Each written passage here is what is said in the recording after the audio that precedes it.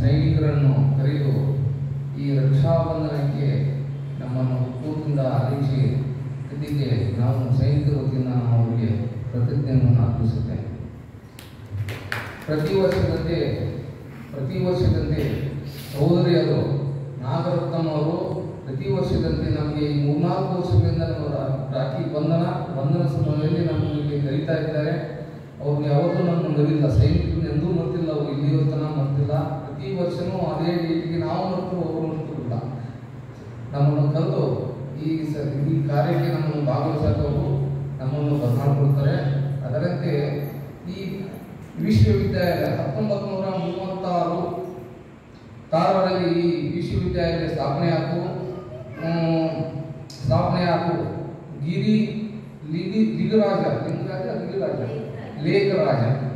ಲೇಖರಾಜನವರು ಇದನ್ನು ಪ್ರಥಮವಾಗಿ ವಿಶ್ವವಿದ್ಯಾಲಯವನ್ನು ಸ್ಥಾಪನೆ ಮಾಡಿದರು. ಅವರಿಂದ ಇದು ಹೈದರಾಬಾದಲ್ಲಿ ಸ್ಥಾಪನೆ ಆಗ್ತಿದ್ದು, ಅಲ್ಲಿಂದ ನಾವು ಇಲ್ಲಿಯವರೆಗೆ ವಿಶ್ವದಲ್ಲಿ ಅತಿ ದೊಡ್ಡ ವಿಶ್ವವಿದ್ಯಾಲಯ ಪರಿವರ್ತನೆ ಹೊಂದಿದೆ. ಇದರಲ್ಲಿ ಸಾಕಷ್ಟು ನಮ್ಮ ದೇಶ ಅಷ್ಟೇ ಅಲ್ಲ, ಇಡೀ ಭಾರತ ದೇಶ ಅಲ್ಲ, ಪ್ರಪಂಚನೇ ವಿಶ್ವನೇ ಇದಕ್ಕೆ ಈ ವಿಶ್ವವಿದ್ಯಾಲಯಕ್ಕೆ ಮೊರೆ ಹೋಗಿದ್ದಾರೆ. ಕಾರಣ ಏನಂದ್ರೆ ಮನುಷ್ಯನಾಗಿ ನಾವು ಸಂಸಾರಿಕ ಜೀವನದಲ್ಲಿ ಅಳವಡಿಸಿದ್ವಿ. ನಮಗೆ ಯಾಕಂದ್ರೆ ನೆಮ್ಮದಿ ಇರುವುದಿಲ್ಲ, ಶಾಂತಿ ಇರುವುದಿಲ್ಲ. ಅದಕ್ಕೋಸ್ಕರ ನಾವು ಯಾವತ್ತೂ ನಾವು ನೋಡಿ ಸಂಸಾರದಿಂದ ಹುಟ್ಟಿನಿಂದ ಮದುವೆ ಹಾಕು, ಮಕ್ಕಳಾಕು, ಆಮೇಲೆ ಸಾಯುವುದನ್ನ ನಾವು ಬರೇ ಒಂದು ಚಿಂತೆಯಲ್ಲಿ ನಾವು ಬದುಕಬೇಕಾಗತ್ತೆ. ಅದಕ್ಕೆ ಮನುಷ್ಯನಿಗೆ ಜೀವನದಲ್ಲಿ ನಮ್ಗೆ ಶಾಂತಿ ನೆಮ್ಮದಿ ಇರುವುದಿಲ್ಲ. ಆದ ಕಾರಣ ನಾವು ಒಂದಿಲ್ಲ ಒಂದು ಸಂದರ್ಭದಿಂದ ನಾವು ಬಳಲುತ್ತಿರ್ತೀವಿ.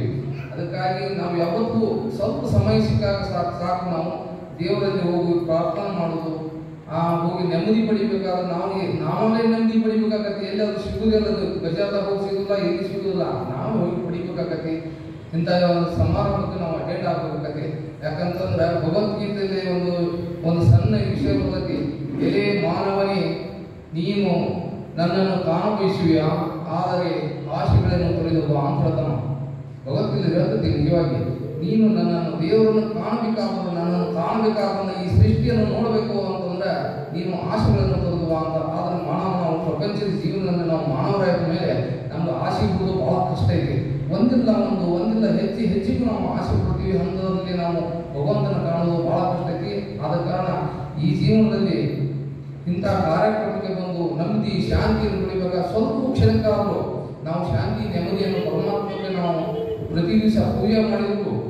ಒಂದು ಕ್ಷಣ ನಾವು ಮುಂಜಾನೆ ಪೂಜೆ ಮಾಡಿ ಎಲ್ಲಿ ಬಿಟ್ಟು ಅಂದ್ರೆ ಮತ್ತೊಂದು ಒಂದಿಲ್ಲ ಒಂದು ಚಿಂತೆ, ಒಂದಿಲ್ಲ ಒಂದು ಸಂಸಾರಿಕ ಜೀವನದ ಇದ್ದೇ ಇರ್ತದೆ. ಅಂಥದಕ್ಕೆಲ್ಲ ನಾವು ಹೋಗಬೇಕಾದ್ರೆ ಸಮಯ ತಗೊಂಡು ಇಂಥ ಜಗದಲ್ಲಿ ಕುಂತು ನಾವು ದೇವರ ಪರಮಾತ್ಮನ ಧ್ಯಾನವನ್ನು ಮಾಡೋದ್ರಿಂದ ಇಂಥ ವಿಷಯಗಳನ್ನು ಪ್ರಸ್ತಾವನೆ ನಾವು ಕೇಳುವುದರಿಂದ ನಮ್ಗೆ ನೆಮ್ಮದಿ ಸಿಗ್ತದೆ ಅಂತ ಹೇಳಿ ನಾವು ಹಲವಾರು ಬಗ್ಗೆ ರಾಮಾಯಣ ಮಹಾಭಾರತ ವಿಷಯಗಳನ್ನು ನೋಡ್ತೀವಿ. ಎಲ್ಲಾದ್ರೂ ಯಾವುದೇ ಇದನ್ನು ನೋಡ್ಬೇಕು ನಾವು ರಾಮಾಯಣವು ಧರ್ಮದಿಂದ ಬಂತು, ಆಮೇಲೆ ಮಹಾಭಾರತವು ಧರ್ಮ ಯುದ್ಧದಲ್ಲೇ ಬಂತು. ನೀವು ನೋಡಿದ್ರೆ ಮಹಾಭಾರತದಲ್ಲಿ ನೋಡು ಈ ರಕ್ಷಾಬಂಧನ ಶ್ರೀಕೃಷ್ಣ ಪರಮಾತ್ಮನು ದ್ರೌಪದಿಗೂ ಒಂದು ರಕ್ಷಾಬಂಧನದಲ್ಲಿ ರಾಖಿ ಕಟ್ಟಿದ ಕಾರಣ ಏನು ಅಂತಂದ್ರೆ ಸಹೋದರಿಯ ರಕ್ಷಣೆಗೋಸ್ಕರ.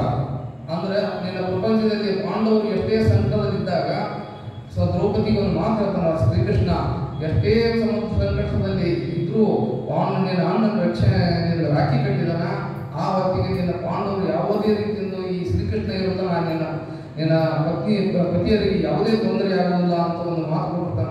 ಅದೇ ರೀತಿ ರಾಮಾಯಣ ಮಹಾಭಾರತ ಕಾಲದಿಂದ ಈ ರಕ್ಷಾಬಂಧನ ಒಂದು ಪ್ರೀತಿ ವಿಶ್ವಾಸಕ್ಕೆ ಅದರ ಸೋದರಿಗೆ ನಾವು ಪ್ರೀತಿ ವಿಶ್ವಾಸ ತೋರಿಸುವುದರಿಂದ ಒಂದು ರಕ್ಷಣೆ ಕೊಡುವುದರಿಂದ ಈ ರಕ್ಷಾಬಂಧನ ಆಗಿನ ಕಾಲದ್ದು ಬಂದು ಇಲ್ಲಿಯವರೆಗೆ ಬಂತು. ಯಾಕಂದ್ರೆ ಮಹಿಳೆಯರಿಗೆ ನಾವು ವೈಜ್ಞಾನಿಕವಾಗಿ ನೋಡಬೇಕು. ಮಹಿಳೆಯರಿಗೆ ನಾವು ಯಾಕೆ ಮಹಿಳೆಯರಿಗೆ ಪ್ರೀತಿ ಬಾಂಧವ್ಯ ಬಿಟ್ಟು ಯಾಕೆ ಆಗ್ತದೆ ಈ ರಕ್ಷಾಬಂಧನ ಬಂದು ವಿಶೇಷ ಏನು ಅಂತಂದ್ರೆ ಆದಿ ಕಾಲದಿಂದ ಹೆಣ್ಣು ಮಕ್ಕಳನ್ನು ಒಂದು ಗೌರವದಿಂದ ಕಾಣಬೇಕು, ಒಂದು ಪ್ರೀತಿಯಿಂದ ಕಾಣಬೇಕು ಅನ್ನೋ ಒಂದು ಉದ್ದೇಶದಿಂದ ಅವರು ಹಿಂದೆ ಹಿರಿಯರು ರಕ್ಷಾಬಂಧನವನ್ನು ಸಹೋದರಿಗೆ ಕೊಡುವುದರಿಂದ ಅತಿ ಹೆಚ್ಚಿನ ಪ್ರೀತಿ ವಿಶ್ವಾಸ ಹೆಣ್ಣು ಮಕ್ಕಳಿಗೆ ಹಾಗೂ ಸ್ತ್ರೀಯರಲ್ಲಿ ಒಂದು ಗಂಡು ಮಕ್ಕಳು ಕೊಳ್ಳಿ ಅನ್ನುವ ಒಂದು ಭಾವನೆ, ಅದರಲ್ಲಿ ಲಿಂಗ ಭೇದ ಭಾವನೆಯನ್ನು ಮೂಡಬಾರದು ಅನ್ನೋ ಒಂದು ಉದ್ದೇಶದಿಂದ ಈ ರಕ್ಷಾಬಂಧನ ಒಂದು ಆಧ್ಯಾತ್ಮಿಕ ಜೀವನದಿಂದ ಬಂದಿದೆ.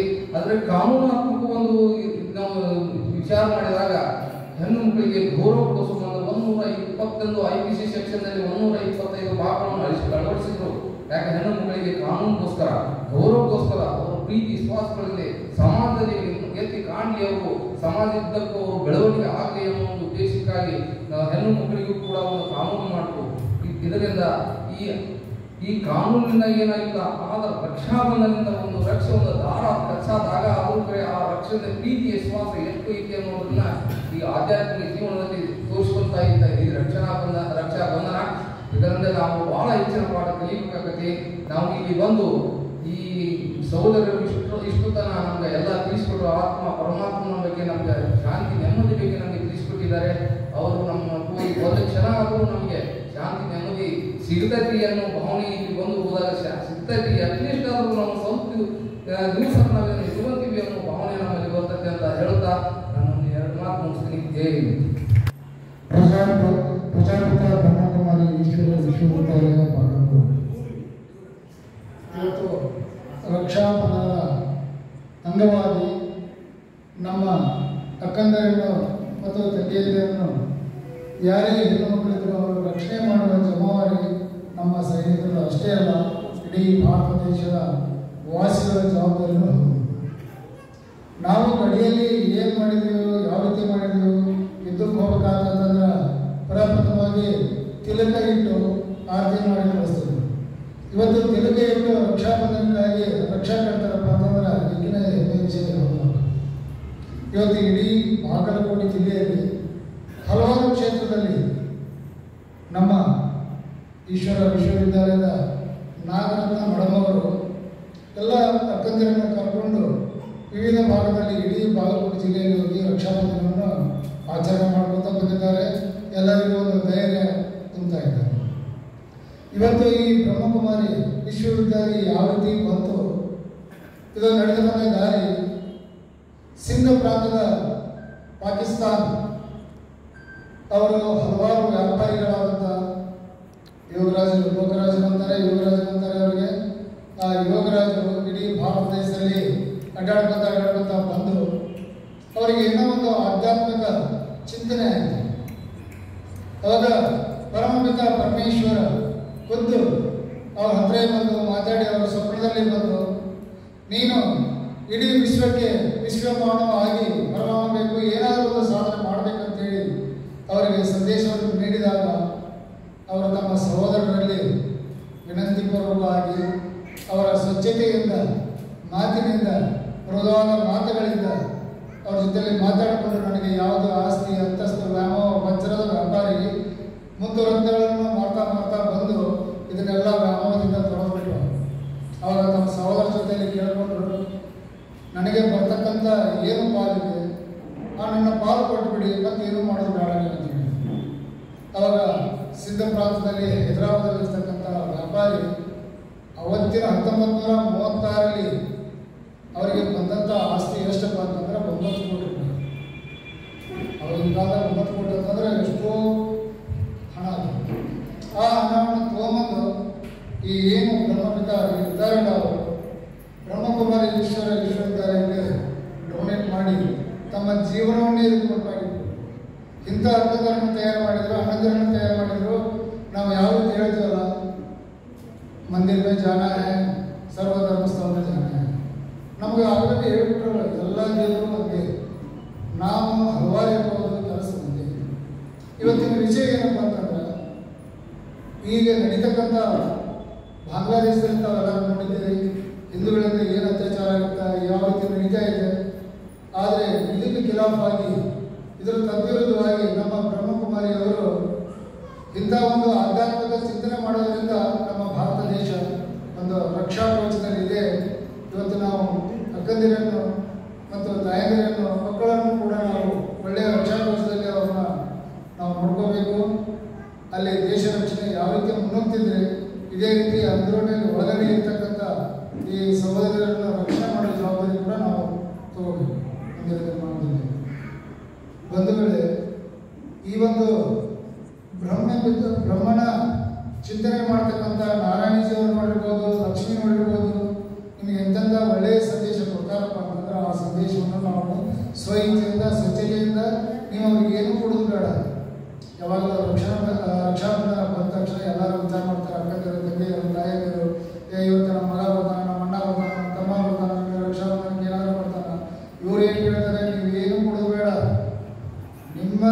ಸಹಯೋಗದಡಿಯಲ್ಲಿ ನಿನ್ನ ಸಹೋದರಿಯನ್ನು ಕಾಪಾಡುವಂಥ ಜವಾಬ್ದಾರಿಯನ್ನು ನೀವು ತೋರಿ ಅಂತ ಕೇಳ್ತಾರೆ. ಮತ್ತೆ ಇದರಿಂದ ಏನೂ ಅಪೇಕ್ಷೆ ಪಡೋದಿಲ್ಲ. ಇಂಥ ಒಂದು ಆಧ್ಯಾತ್ಮಿಕ ಚಿಂತನೆಯಲ್ಲಿ ನೀವೆಲ್ಲರೂ ನಮ್ಮ ಎಷ್ಟು ಮಂದಿ ಸೈನಿಕರಿದ್ದೀವಿ ಅವರಷ್ಟೇ ಅಲ್ಲ, ಎಲ್ಲರೂ ಒಗ್ಗಟ್ಟಾಗಿ ನಮ್ಮ ಬಾಗಲಕೋಟೆ ಜಿಲ್ಲೆಯಲ್ಲಿ ಅಷ್ಟೇ ಅಲ್ಲ, ಬೇರೆ ಬೇರೆ ಯಾವ್ಯಾವ ಜಾಗದಲ್ಲಿ ಇದ್ದೀವಿ ಅಂಥ ಒಂದು ಬಡತನದಲ್ಲಿ ಇರತಕ್ಕಂಥ ಕುಟುಂಬವನ್ನು ನೀವು ಕೂಡ ನೋಡಿಕೊಂಡು ಅವರಿಗೆ ಸಹಾಯ ಮಾಡುವಂಥ ಕೆಲಸ ಮಾಡಬೇಕು. ನೀವು ಬ್ರಹ್ಮಕುಮಾರಿಯಲ್ಲಿ ಸೇರಬೇಕಾದಂತಂದರೆ ನೀವು ಏನೂ ಮಾಡೋದಕ್ಕಾಗಿಲ್ಲ. ನಿಮ್ಮ ಕಿಮ್ಮತ್ತಿ ಸಮಯವನ್ನು ಅವ್ರಿಗೆ ಕೊಟ್ಟರೆ ಸಾಕು. ಏನು ತಂದು ಏನು ಬೇಕಾಗಿಲ್ಲ. ಸೂರ್ಯ ತನ್ನ ಕೆಲಸವನ್ನು ಮಾಡ್ತಾನೆ, ಚಂದ್ರ ತನ್ನ ಕೆಲಸವನ್ನು ಮಾಡ್ತಾನೆ. ಆದರೆ ತಾಯಿ 9 ತಿಂಗಳ ಕೋಪದಲ್ಲಿ ಹೊತ್ತಿ ಬೆಳೆಸಿ 25 ವರ್ಷಗಳ ಕಾಲ ನಮ್ಮನ್ನು ಸುರಕ್ಷಿತವಾಗಿ ಧೈರ್ಯ ತುಂಬಿ ಈ ಮಟ್ಟಕ್ಕೆ ನಿಲ್ಲಿಸ್ತಾನೆ. ಅನಂತರ ಈ ತಾಯಿಯ ಮಡಿಲು ಯಾವಾಗಲೂ ನಮ್ಮನ್ನು ಕೈ ಬಿಡೋದಿಲ್ಲ. ಈ ತಾಯಿಯ ಮಡಿಲಲ್ಲಿ ಯಾವ ರೀತಿ ನೀವು ಬೀಜ ಬಿತ್ತೀರೋ ಆ ಬೀಜ ಬೆಳೆಸಿ ಹೆಮ್ಮರವಾಗಿ ಬೆಳೆದು ಅದು ಎಲ್ಲಿ ಥರ ಜೀವಂತವಾಗಿರುತ್ತೋ ಅಲ್ಲಿ ಥರ ಕಾಪಾಡುವುದು ಈ ಭಾರತ ಮಾತೆಯ ಭೂಮಿಯ ಒಂದು ಋಣ ಇದೆ. ಆ ಋಣವನ್ನು ನಾವು ಯಾವುದೇ ಕಾಲಕ್ಕೂ ತೀರ್ಸಕ್ಕಾಗಲ್ಲ. ಅದು ಅಲ್ಲಿವರೆಗೆ ಸದೃಢವಾಗಿ ನಿಂತಿರುತ್ತೆ. ಹರಿಯುವ ನೀರಿಗೆ ಜಾತಿಲ್ಲ, ಉಣ್ಣುವ ಆಹಾರಕ್ಕೆ ಜಾತಿಲ್ಲ, ನಾವು ಉಸಿರಾಡುವಂಥ ಗಾಳಿಗೂ ಜಾತಿಲ್ಲ. ನಾವು ಮಾನವರಾಗಿ ಒಬ್ಬರಿಗೊಬ್ಬರಿಗೆ ಜಾತೀಯತೆಯಲ್ಲಿ ಈ ಬ್ರಹ್ಮಕುಮಾರಿಯಲ್ಲಿ ಯಾವುದೇ ಜಾತೀಯತೆಯಲ್ಲ. ಎಲ್ಲರಿಗೂ ಪಾಠ ಒಪ್ಪನಿದೆ. ಯಾವಾಗ ಬೇಕಾದರೂ ಬಂದು ಅವರ ಬೋಧನೆಯನ್ನು, ಅವರ ಚಿಂತನೆಯನ್ನು ಇಡೀ ಭಾರತ ದೇಶದ ಆಧ್ಯಾತ್ಮಿಕವನ್ನು ಬೆಳೆಸೋದ್ರಿಂದ ಇವತ್ತು ವಿಶ್ವಮಾನವಾಗಿ ಭಾರತ ಹೊರಟಿದೆ. ಇವತ್ತಿಗೆ ನಮ್ಮಲ್ಲಿ ಸಂಸ್ಕೃತಿ, ಜಾತಿ, ಮತ, ಭೇದ ಯಾವುದೇ ಇಲ್ಲ. ಒಗ್ಗಟ್ಟಾಗಿ ನಾವು ಕೆಲಸ ಮಾಡ್ತೀವಿ ಅಂತೇಳಿ ಈ ರೀತಿ ನಮ್ಮ ಭಾರತ ದೇಶದ ಒಂದು ಹೆಮ್ಮೆಯ ವಿಷಯ. ನಮಗೆ ಸೈನಿಕರೆಲ್ಲರೂ ಕೂಡಿಕೊಂಡು ಅವ್ರ ಜೊತೆಯಲ್ಲಿ ಕೈ ಜೋಡಿಸಿ ಯಾವ ರೀತಿ ನೀವು ಆಗಸ್ಟ್ 15 ಮಾಡ್ತೀರೋ, ಕರಗಡ ವಿಜಯೋತ್ಸವ ಮಾಡ್ತೀರೋ, ಯಾವ ರೀತಿ ಜನವರಿ 26 ಮಾಡ್ತೀರೋ, ಅದೇ ರೀತಿ ಬ್ರಹ್ಮಕುಮಾರಿಯಲ್ಲಿ ನಾವು ಕೂಡಿಕೊಂಡು ನೀವು ಎಲ್ಲ ಸಮಯವನ್ನು ಅವ್ರಿಗೆ ಕೊಡಬೇಕಾಗಿದೆ. ನಿಮ್ಮದು 7 ದಿವಸ ಕೋರ್ಸ್ ಇರುತ್ತೆ, ಅದನ್ನು ಅಟೆಂಡ್ ಮಾಡೋಕ್ಕಾಗಲಿಲ್ಲ ಅಂತಂದ್ರೆ ನಿಮ್ಗೆ ಯಾವಾಗ ಟೈಮ್ ಸಿಕ್ಕಾಗ ಒಂದು 10 ನಿಮಿಷ ಆದರೂ ಅವ್ರ ಜೊತೆಯಲ್ಲಿ ಮಾತಾಡಿದ್ರೆ ಅವರ ಮೃದುವಾದ ಮಾತುಗಳನ್ನು ಕೇಳಿ ನಮಗೆ ಇನ್ನೂ ಪವನ ಆಗ್ಬೋದು. ಅವರ ಹುಟ್ಟಂಥ ಉಡುಪುಗಳಿಂದ ನೋಡಿ ಎಷ್ಟು ಸ್ವಚ್ಛತೆ ಇರುತ್ತೆ, ಅವ್ರದೆಲ್ಲ ಏರಿಯಾ ನೋಡಿ ಹೆಂಗಿರುತ್ತೆ. ಈ ಆಧ್ಯಾತ್ಮಿಕ ಜೀವನದಲ್ಲಿ ಒಂದು ಒಳ್ಳೆಯ ಪ್ರಗತಿಶೀಲ ಸಂಪನ್ನದಾಯಕ ಆಸ್ತಿ ಎಲ್ಲಿ ಸಿಗುತ್ತಪ್ಪ ಅಂತಂದ್ರೆ ಮೃದುವಾಗಿ ನಮ್ಮ ಹತ್ರ ಯಾರು ಮಾತಾಡ್ತಾರೆ ಅಲ್ಲಿ ಇಂಥ ಒಂದು ಆಸ್ತಿ ಸಿಗುವಂಥ ಸಾಧ್ಯತೆ ಇದೆ. ತಾವೆಲ್ಲರೂ ದಯಮಾಡಿ ಮುಂದಿನ ನಿರ್ಮಾಣದಲ್ಲಿ ಅವರ ಚರಣ ಕಮಲಗಳನ್ನು ಸ್ಪರ್ಶುತ್ತಾ ಈ ನಮ್ಮ ಅಕ್ಕಂದಿರನ್ನಾಗಲಿ ತಂದೆಯನ್ನಾಗಲಿ ಕಾಪಾಡೋ ಜವಾಬ್ದಾರಿ ನಮ್ಮೆಲ್ಲ ಸೈನಿಕರು ಅಂತ ಹೇಳಿ ನಾನು 2 ಮಾತುಗಳನ್ನು ಮುಗಿಸ್ತಾ ಇದ್ದೀನಿ. ಆ ಪರಮಪಿತ ಪರಮಾತ್ಮನನ್ನು ಧ್ಯಾನಿಸಿಕೊಂಡು ಭಾರತ ಮಾತೆಯನ್ನು ಸ್ಮರಿಸಿಕೊಂಡು ಇವತ್ತಿನ ಈ ಪವಿತ್ರ ದಿನದ ರಕ್ಷಾಬಂಧನದ ಈ ಪವಿತ್ರ ದಿನದಂದು ಪ್ರಜಾಪಿತ ಬ್ರಹ್ಮಕುಮಾರಿ ವಿಶ್ವವಿದ್ಯಾಲಯ ನವನಗರ ಬಾಗಲಕೋಟದವರು ಹಮ್ಮಿಕೊಂಡಂಥ ಈ ರಕ್ಷಾಬಂಧನದ ಕಾರ್ಯಕ್ರಮದ ದಿವ್ಯ ಸಾನ್ನಿಧ್ಯವನ್ನು ವಹಿಸಿದಂಥ ನಾಗರತ್ನಮ್ಮ ತಾಯಿ ಹಾಗೂ ವೀರ್ವ ತಾಯಿಯವರಲ್ಲಿ ದೀರ್ಘದಂಡ ನಮಸ್ಕಾರಗಳನ್ನು ಸಲ್ಲಿಸಿ ವೇದಿಕೆಗೆ ಆಶೀರ್ವಾದವಾದಂಥ ಚಂದ್ರಶೇಖರ್ ಬದ್ನೂರವರೇ,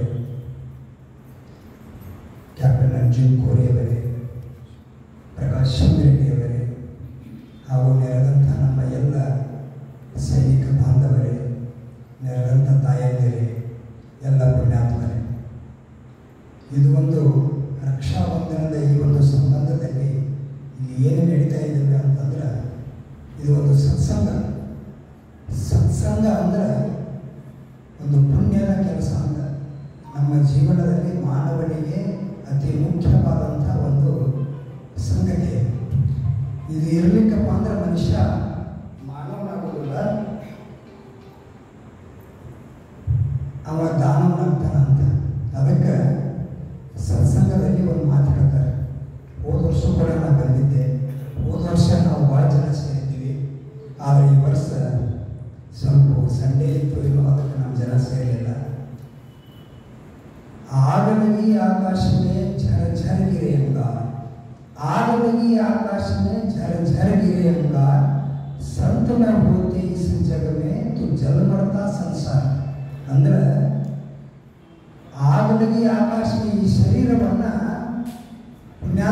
ಎದಕ್ಕೆ ಹೋಲಿಸಿದ್ರಪ್ಪ ಅಂತಂದ್ರೆ ಆಕಾಶಕ್ಕೆ ಹೋಲಿಸಿದ ಶರೀರವನ್ನು.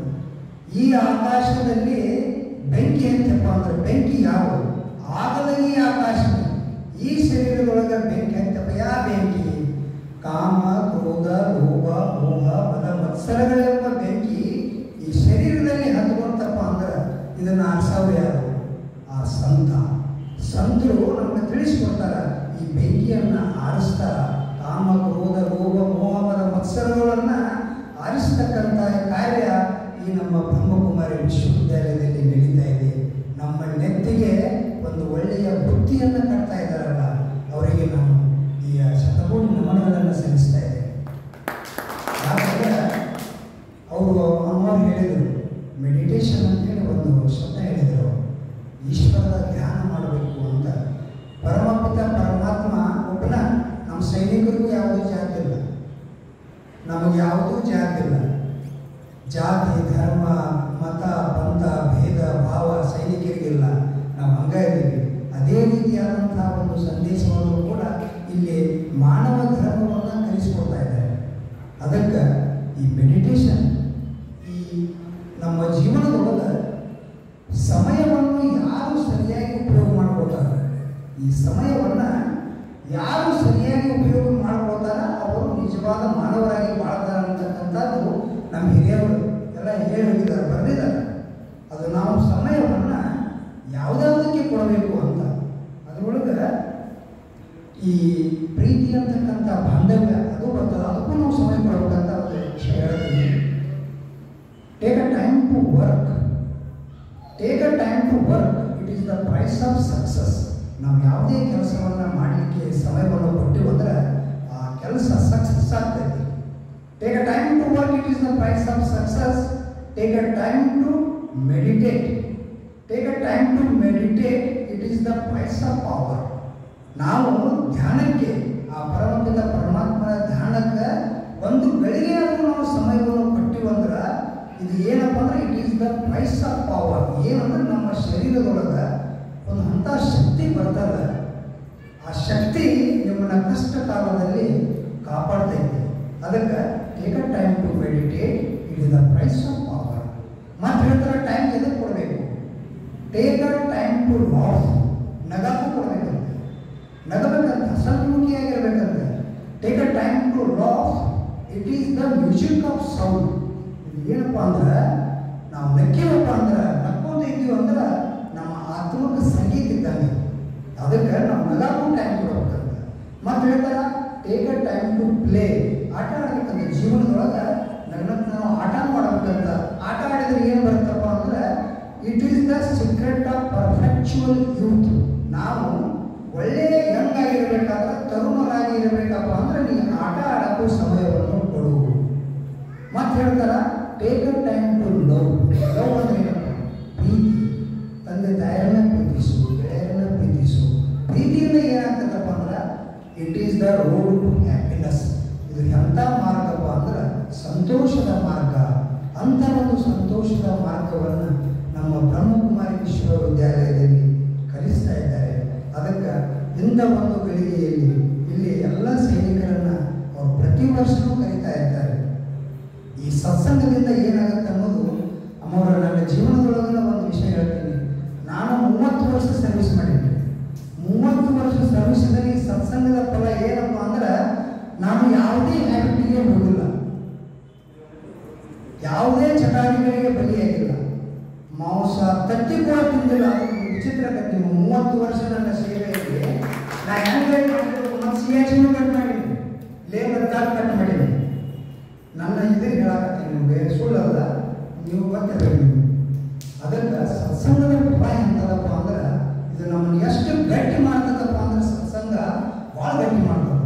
ಅದಕ್ಕೆ ಇಂಥ ಒಂದು ನಮ್ಮ ಕಾರ್ಯಕ್ರಮಕ್ಕೆ ಕರೆಸಿ ನಮಗೆ ಇಲ್ಲಿ ಕೂಡಿಸಿ ನಮಗೆ ಅವಕಾಶ ಮಾಡಿಕೊಟ್ಟಿದ್ದಾರೆ. ಅದಕ್ಕೆ ಇಂಥ ನಾವು ಧನ್ಯ ಅಂತ ಹೇಳ್ತೀವಿ. ಇಂಥ ಕಾರ್ಯಕ್ರಮಕ್ಕೆ ಅಮ್ಮವರು ನಮ್ಮನ್ನು ಕರೆಸಿ ಮಾತಾಡೋಕ್ಕೆ ಅವಕಾಶ ಕೊಟ್ಟು, ಸೈನಿಕರಿಗೆ ಸನ್ಮಾನ ಕೊಟ್ಟು, ರಾಖಿ ಕಟ್ಟಿ ನಮಗೆ ಆಶೀರ್ವಾದ ಮಾಡ್ತಾರಪ್ಪ ಅಂದ್ರೆ ನಾವು ಪುಣ್ಯವಂತರು ಅಂತ ಹೇಳಿ ಮತ್ತೊಮ್ಮೆ ಅವರಿಗೆ ದೀರ್ಘದಂಡ ನಮಸ್ಕಾರಗಳನ್ನು ಹೇಳಿ ನಮಗೆ ಅವಕಾಶ ಮಾಡಿಕೊಟ್ಟಂಥ ಎಲ್ಲ ಪದಾಧಿಕಾರಿಗಳಿಗೆ ನಮಸ್ಕಾರಗಳ ಸಲ್ಲಿಸಿ ನೆರೆದಂಥ